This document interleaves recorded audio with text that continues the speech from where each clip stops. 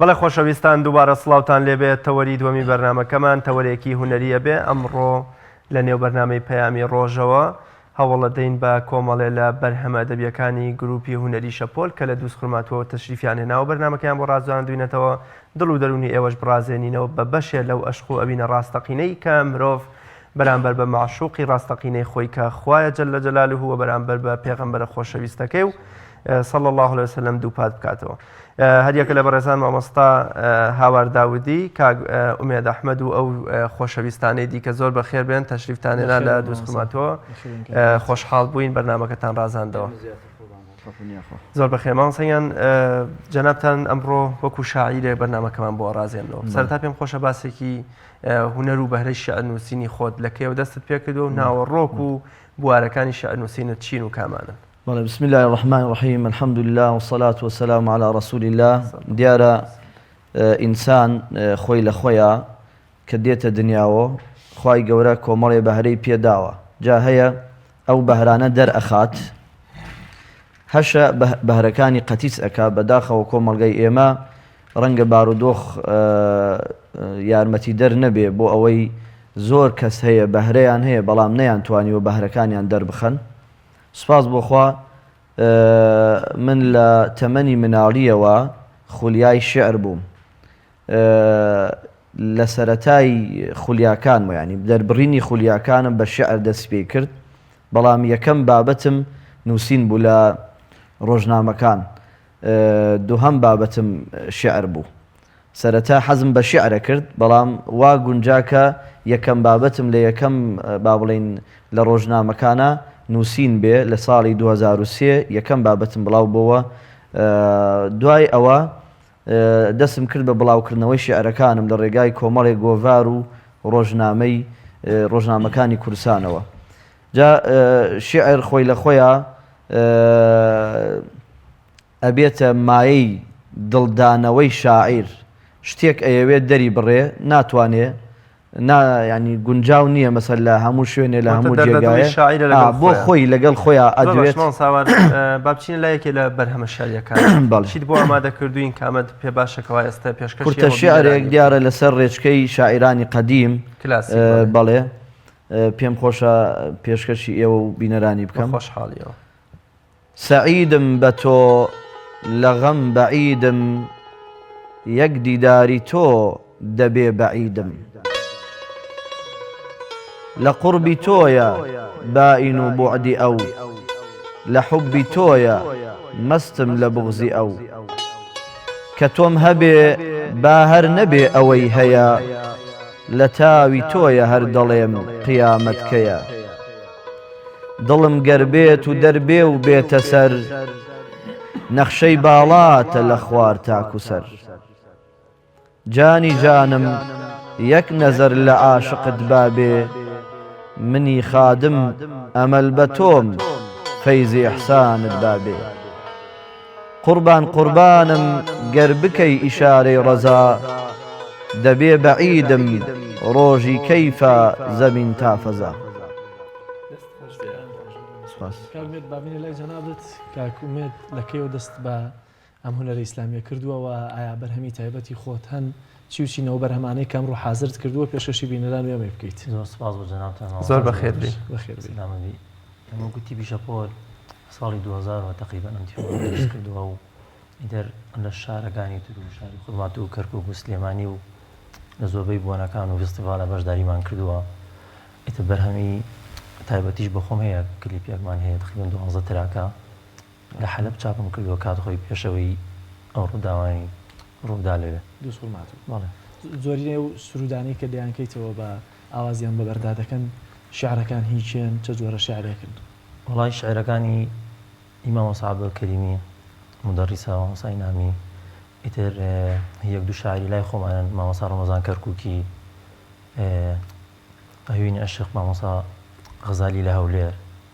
دەستخۆشی لێگەم کە جەنابی زۆر ماندوو بوو لەگەڵمانە کاک ڕەمەزانیش هەر زۆر ماندوو بوو لەگەڵمانە ئاوازی بەماندانا و هۆنەراوی جەنابی بوو. ئەمڕۆ چیت بۆ حازر کردوین؟ ئەمڕۆ ئینشاڵڵا شتێکمان حادث کردووە.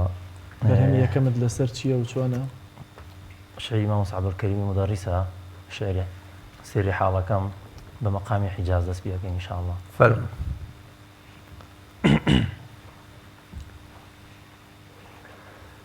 سری حاڵەکەم سری حاڵەکەم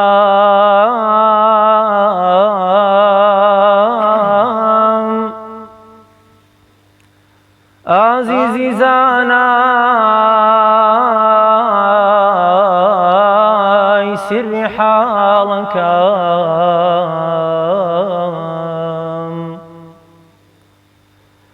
دڵبەری دڵدار خۆش جەمالەکەم خاوەن پایەکەی پڕ کەمالەکەم عمرێکم دانا لە سەودای تۆدا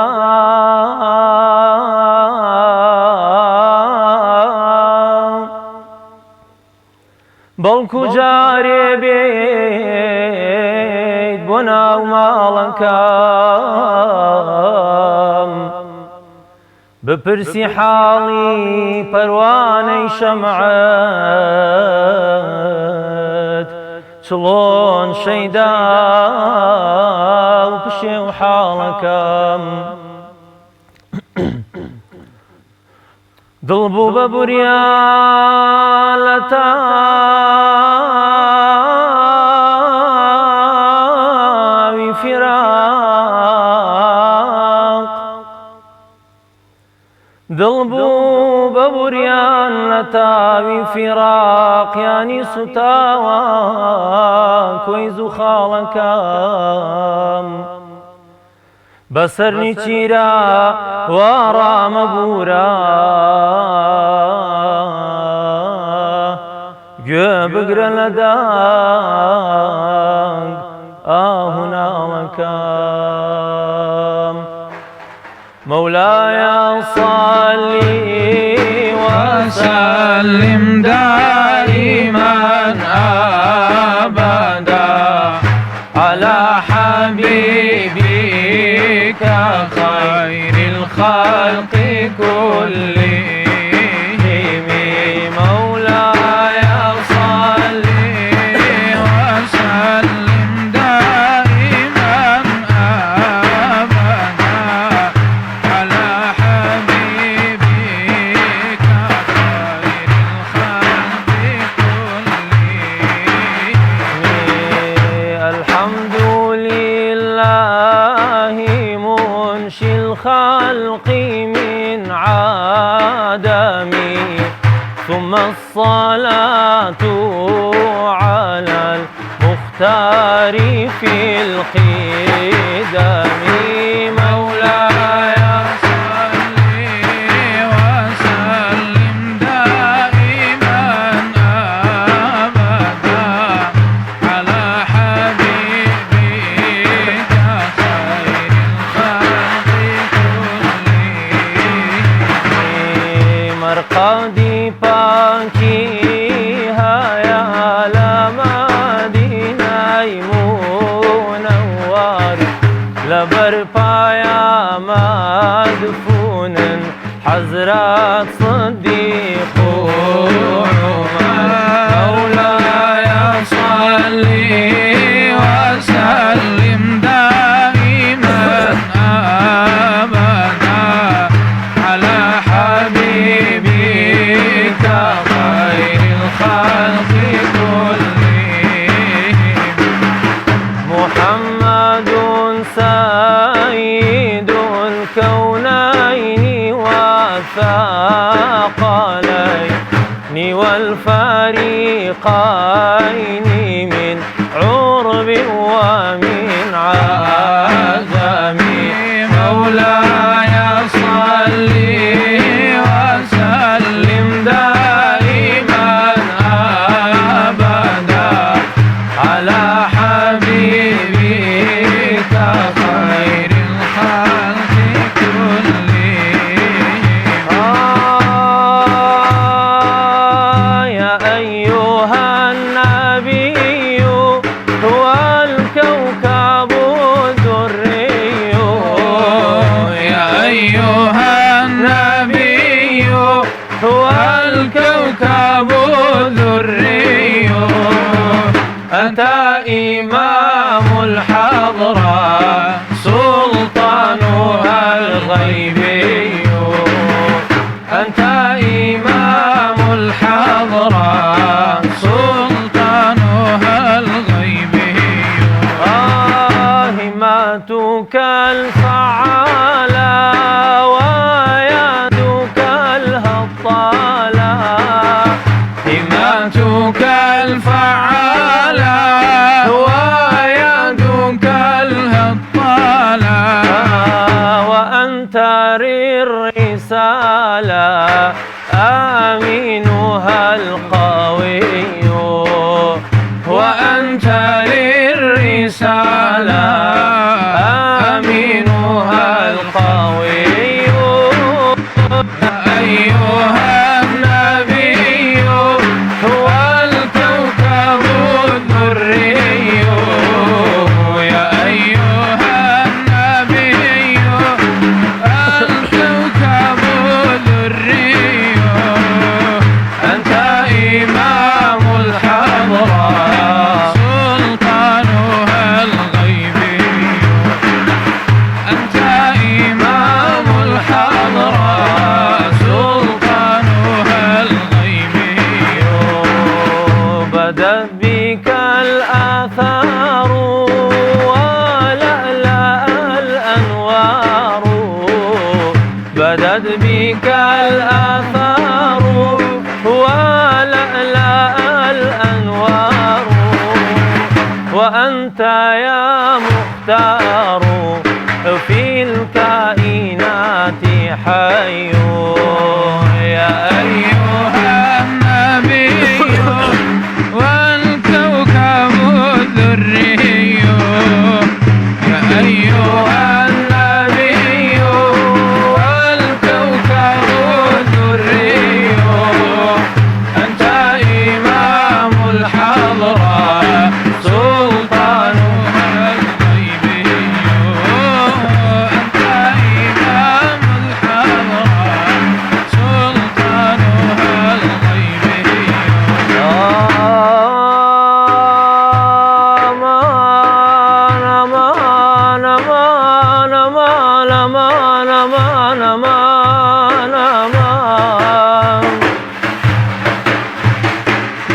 سرم داناوە لەسەری ڕێتا بەڵکو وەربگرین زاو ناڵەکەم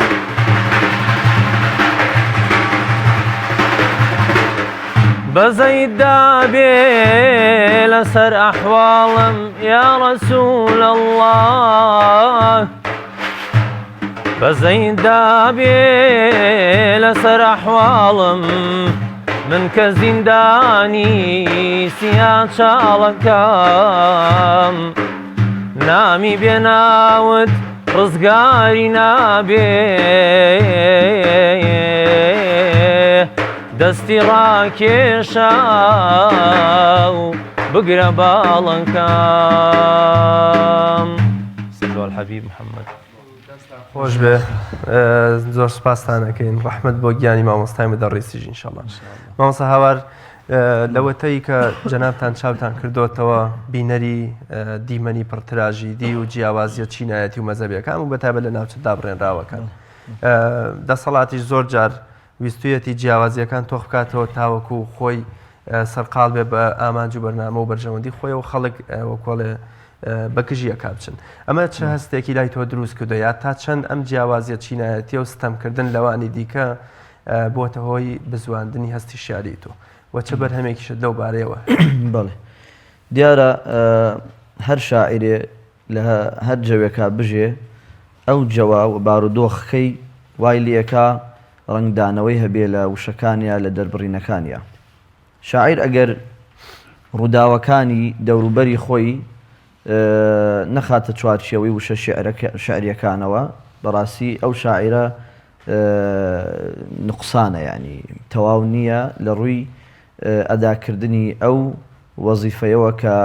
خۆی خولیایەتی و کاری بۆکە بۆیە زۆر پێویستە شاعیر ڕووداوەکانی ڕۆژگار بخاتە سەر قاقەز و بۆ داهاتوو جێی بڵێ بۆ ئەوەی جگە لەوەی با بڵێن جگە لەوەی شعر بێ بابەتێکی ئەدەبی پێشکەش ئەکا لە هەمان کاتیشە بابەتێکی مێژوویش جێبیڵێ لە ڕووی دانان و ڕێخستنی ڕووداوەکان بە شێوەی شعری. من یەکێ لە شێعرەکانم کە بەڕاستی ینی بارودۆخێکی زۆر هەستیار وای لێم کرد ئەم شعرە بنووسم، ئەویش دوای ڕووداوەکانی 16 ئۆکتۆبەر دوای 50 ڕۆژ لە 12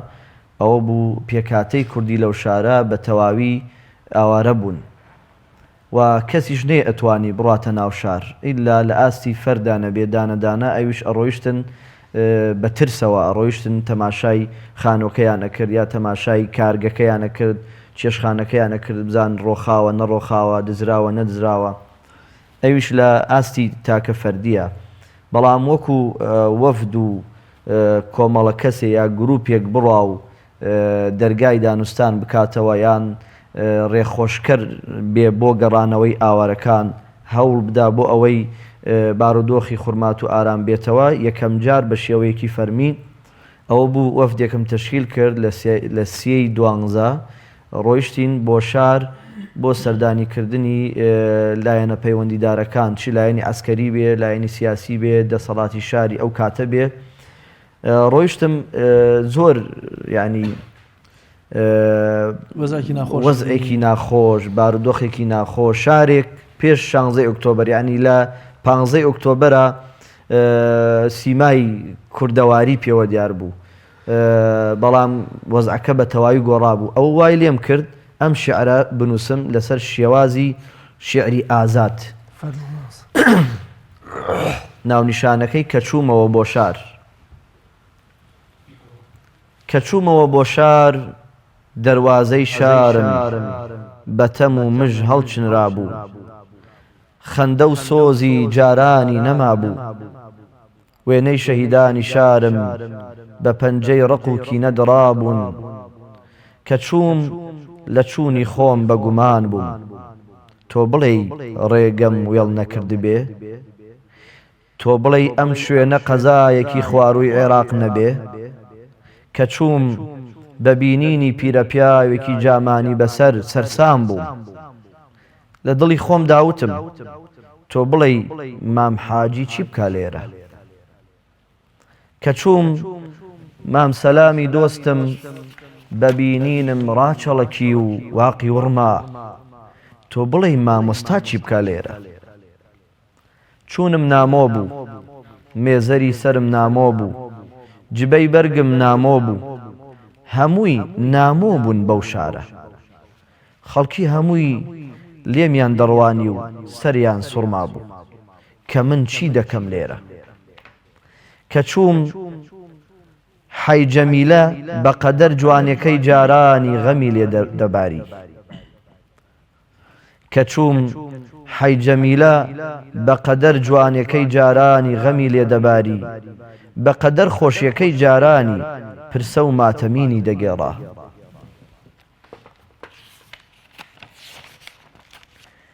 کوچە و کۆڵانەکانی لە بێدەنگیدا دەیان ناڵاند، شوێنی یاری مناڵان پێناسەی چۆڵی شاریان دەکرد، لە جیاتی گڕووگاڵی مناڵان وێنەکانیان لەسەر زەوی لە حاڵیان دەدوان، هەرچەند چاوەکانم دەگێڕا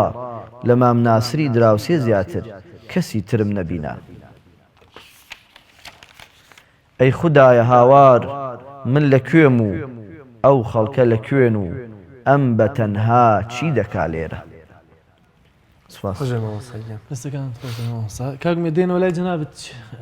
بەو بارودۆخی کە بەسەر دووس خورماتوە هاتووە، تۆ چە بەرهەمێک تێ بە تایبەت پێوەست بێ بە نیشتیمان بە خۆشەویستی نیشتیمانەوە بە تایبەتی؟ قوربانگیان 12 تراگی کە تۆمارم کردبوو هەر هەمووی لەسەر مەدحوستایشی پێغەمبەرە و ناجاتە خی گەورەیانشە. ئیتر ڕاستەکەی شەڵاشتێکی تازەم بەدەستەوەیە سەر نیشتیمان، باشە بەڵام جارێ لامەدە کاریان ینی خەریکەیشی لەکەین. زۆر باشە بەرهەم چیتر ئامادە کردەوە بمان بۆیە لەبەر کەمی کات ناچار زۆر داوای بەرەمەکان ڕاستەکەی خۆبان شەریکی مامۆستا ڕزوانی شارە زوریم ئامادە کردو ئینشاءڵڵا لەسەر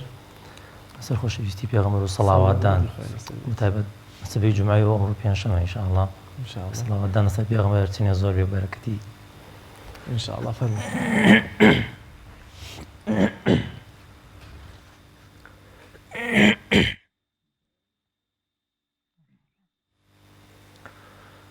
صلوات بدل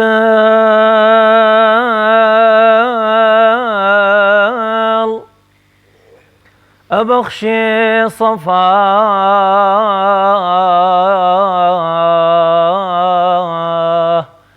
تشوي دوا روجا يا دي مصطفى هم روجي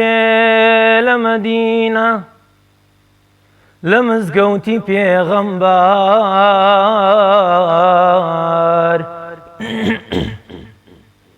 تێکەڵ دەبوو بەجارێ بۆنی خۆش بۆنی عەمبار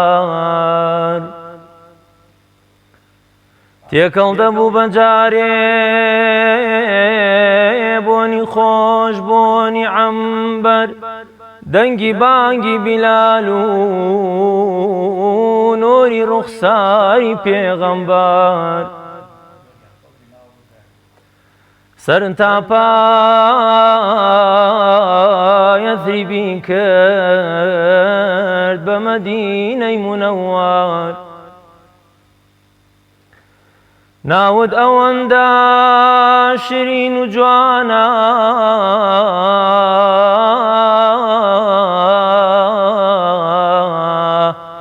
عاشق دەکاتە مەست و دێوانە ئەبێ دیدارت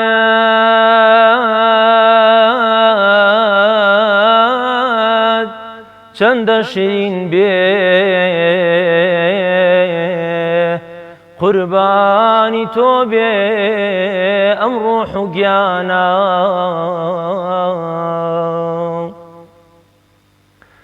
ئەمڕۆ سەڵاوات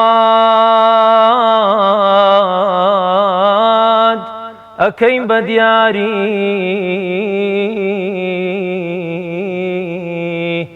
بۆ سەر حەزرەتی ئەحمەد و یاری بێ بەشمان نەکا خودا لە دیداری ئەبێ چەند خۆش بێ لیقای نازداری سالم لەسەر تۆ یا ڕەسوول الله سالم لەسەر تۆ یا ڕەسوول الله سالم لەسەر تۆ يا حبيب الله سلام سارتو يا رسول الله بوش فاخرنا كاين بو پیغمبرا بوش فاخرنا كاين بو پیغمبرا كابو أنبياء هر أو سروارا كابو أنبياء هر أو سروارا سلام لسرتو يا رسول الله سلام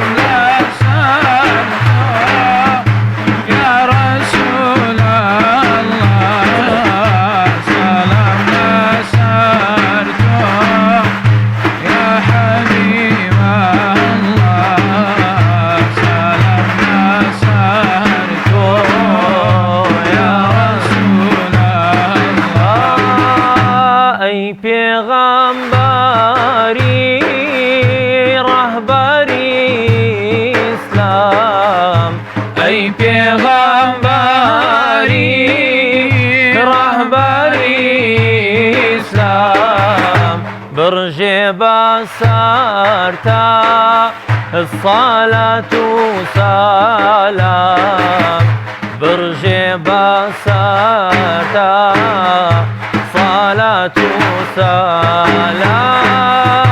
سلام لك يا رسول الله سلام لك يا رسول الله سلام لك صرته يا حبيب الله سلام لك صرته يا رسول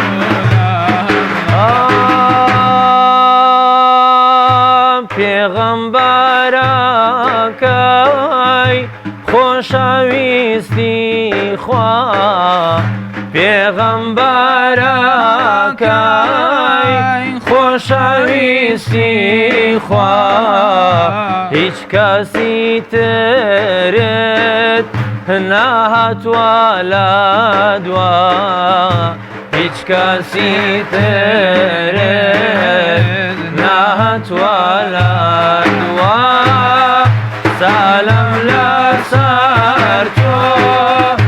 یا رسول الله سلام لەسەر تۆ یا رسول الله سلام لەسەر تۆ يا حبيب الله سلام لەسەر تۆ يا حبيب الله دەمتان خۆش بێ. زۆر سپاس کاگمێت مامۆستا باگەنیۆلای جەنابەت لە بابەتی شعرەکانی خۆتا چیترت هەیە لەوەی کە لەسەرت نووسی بێت تایبەتمەندیەکی بە خۆتەوە وەرگرتی بێ تا چەندە شعری حڕ و ئازادی نووسینت هەیە؟ بەڵێ جارێ سەرەتا من حەزم بە شعری کلاسیکیە کرد دوای ئیتر یەکەم بابەتیشم کە بڵاو بەوە شعری ئازاد بوو لە بیرم دێ لە ڕۆژنامەی خۆرنەوەزان بوو وەختی خۆی لە شاری کفری دەرەچوو بە ناوی ژیانەوە بەڵام خۆی لە ئەسڵدا من زیاتر خۆلیای کلاسیکیم پێخۆشترە ئێساش پێم خۆشە لە چەند دێڕێکە دێڕە شعرێک پێناسەی دەسەڵاتدارانی ئەم کاتە بکەم ئەگەر پێتان باش بێ فەرمووەسەیان دەوری جاهیلە سەردەمی علوم جاهیل حاکمە بەچینی مەزلوم کێ دینی نەبێ زیاتر ڕەوایە بۆ بێڕەوشتی سەری سەودایە ئەوەی نەما بێ تینی وەلایە بۆ خاک و وەتەن ئەزمەی وەفایە لە درۆ پێشەنگ لە ڕاستی دوورن دڵیان ڕەش و پیس بێبەش لە نورن بۆ پۆست و پلە شەیدا و بێهۆشن بۆ پارە و سەروەت تەواو بەجۆشن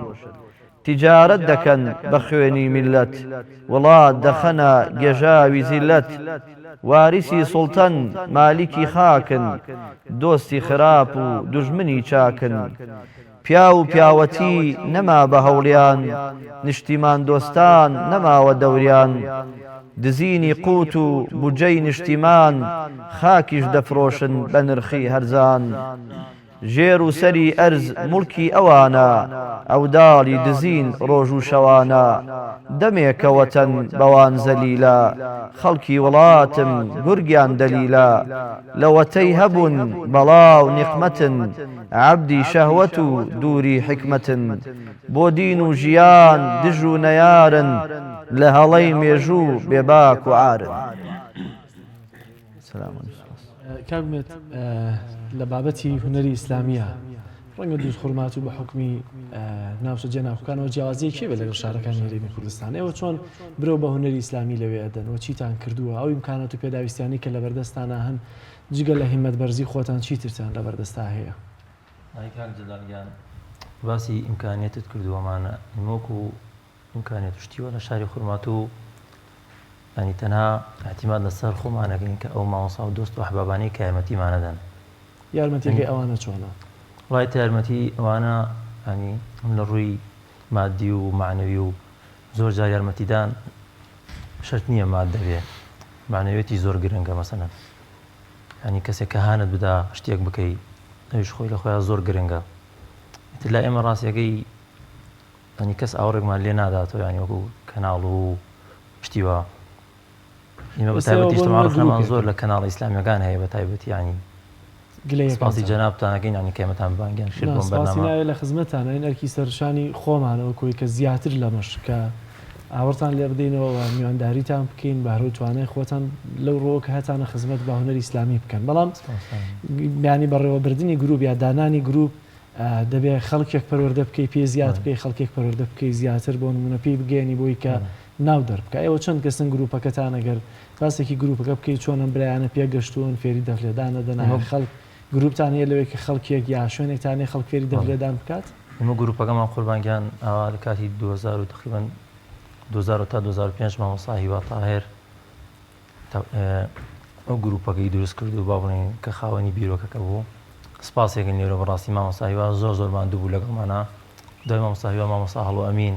زۆر ماندوو بوو لەگەڵمانە ئەویش مامۆستامە زۆر یارمەتی دەرمیدا ینی ئەگەر ئەو نەبووایە من نەمەتوانین ینی کە ئەم گەشتم ئەمە ئاسوشتا سپاسێکم بەڕاستی زۆر ماندوو بوو لەگەڵمانە ئیتر مامۆستایانی خۆمان مامۆستا ئەمجەد و جنابی مامۆستا هاوار و ماندووە بوون لەگەڵمانە بەڕاستی دەستیان خۆش بێ عەرەبی سپاس بەرهەم چیترت هەیە کە پێشەشمان بکەین بەرهەمێکی عەرەبیمان هەیە ئینشاءڵڵا طبعا دووس خورمات و جگەلک و کورد و عەرەب و تورکمانیشی تیا لە دیوە تورکمان و عەرەبەکەش سرودتان هەیە هیچ ئێمە بڵێ شارەکەمانە تەمان کە تورکمانشی لێیە سعودی تورکمانیمانیش هەیە ئێستا خۆتە تورکمانی و عەرەبی و تورکمانیشمان بۆ بڵێ ئینشاءڵڵا لە خزمەتتانە ئێستا عەرەبیەکەمان پێ بڵێ دواییش ئینشاءڵڵا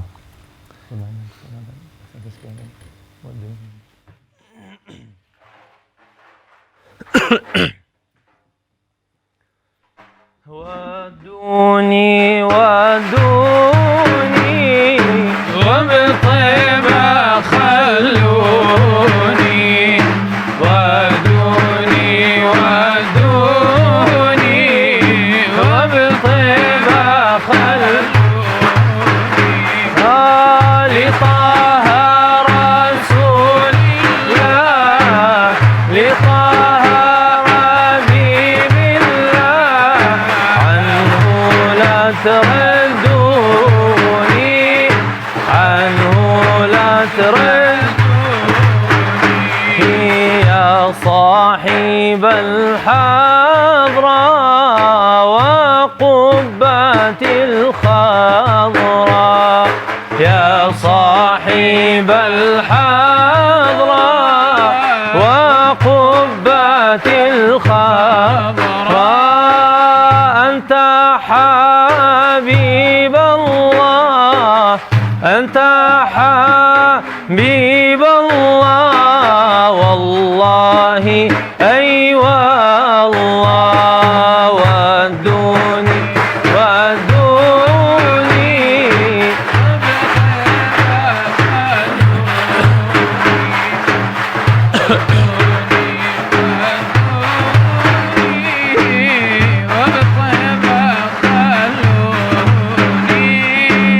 لطه رسول الله لطه حبيب الله عنه لا تردوني عنه جئنا إلى دارك ننعم بأسرارك جئنا إلى دارك ننعم بأسرارك ما خاب من زارك ما خاب من زارك والله أي والله صلي رسول الله ودوني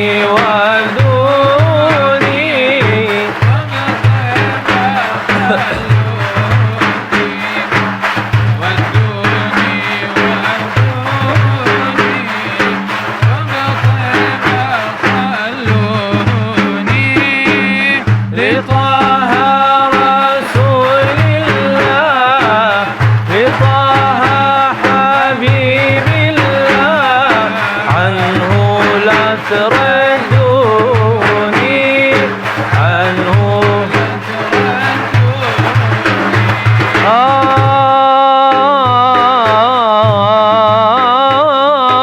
يا رسول الله فاح العبير إذا ذكرت محمدا والنور أشرق والظلام تبددا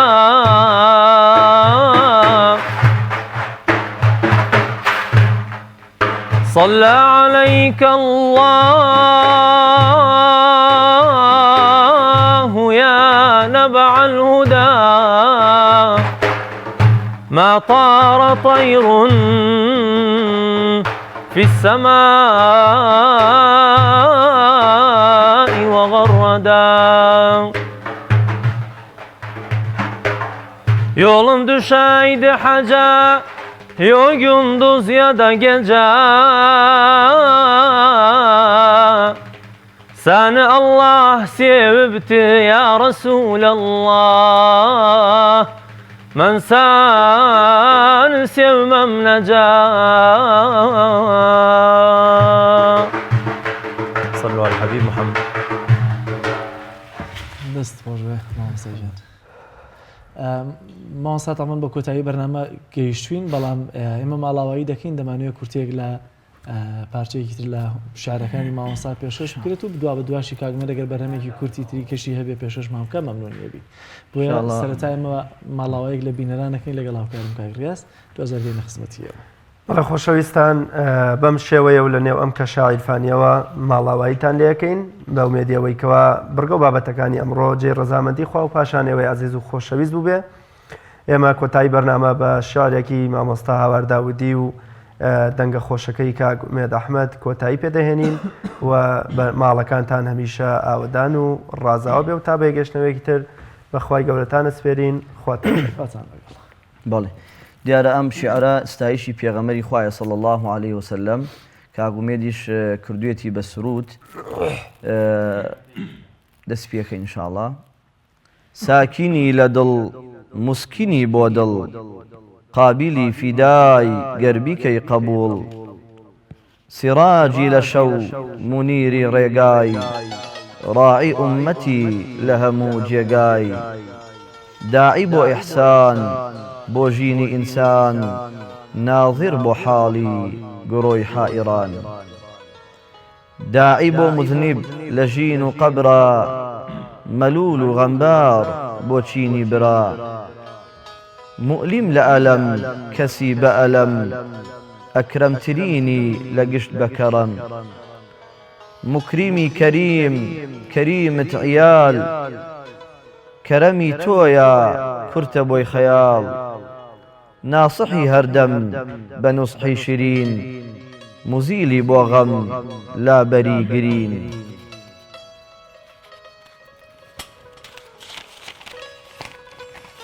صاحبی ئەنوار سر و ئەسراری پێشەنگ و ئیمام بڕ و ئەبراری فەعالی بۆ دڵ تیمار ئەکەی فەعالی بۆ دڵ تیماری دەردی دڵ نەرم دەکەی لە نەوعی بەردی بەرد بە عیشقی تۆ نەتیقی فەسیح بە شەرمە لە ڕووت گزنگی سەبیح ڕوت لە ڕووی ڕوان ڕوونتر لە جەمیان لە نوتقی کەمت جەم دەبوو بەیان ئەدەب لە تۆدا نەخشەی دەکێشا حەیا لە تۆدا لێزمەی دەڕێژا گەردون مسەخەر بۆ فەرمانی تۆ ئاسمان و زەوی سەعیدن بە تۆ مەحسوس و غەیرە جەمی بوونەوەر بە نووری ڕووی تۆ دەبوون منەوەر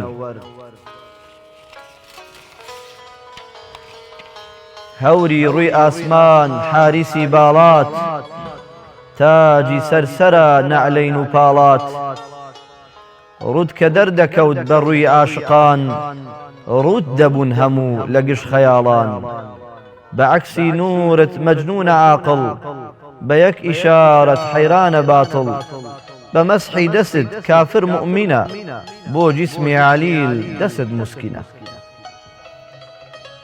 چەند